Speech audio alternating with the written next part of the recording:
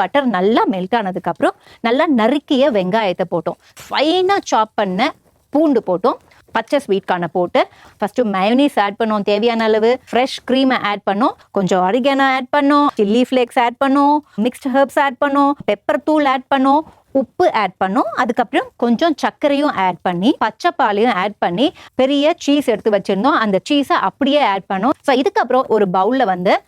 Butter எடுத்துக்கிட்டோம், finally soft garlic, chilli flakes, oregano, mixed herbs, அதுக்கப்புறம் black pepper, உப்பு, கொத்தமல்லி, இது எல்லாத்தையும் போட்டு மிக்ஸ்டு ஆகி ஸ்ப்ரெட் பண்ணுற கன்சிஸ்டன்சிக்கு எடுத்துகிட்டு வரணும். ஸோ அதை வந்து நம்ம அந்த ப்ரெட்டில் ஃபுல்லாக ஸ்ப்ரெட் பண்ணதுக்கப்புறம் அதை பட்டர் போட்டு டோஸ்ட் பண்ணி எடுத்து வச்சிட்டோம்னா அந்த வேலை முடிஞ்சிச்சு. அதுக்கப்புறம் தேவையான அளவுக்கு எண்ணெய் எடுத்துக்கிட்டோம், 1 செகண்ட் பட்டர் எடுத்துக்கிட்டோம், அதுக்கப்புறம் வந்து சில்லி ஃப்ளேக்ஸ், ஆரிகானோ,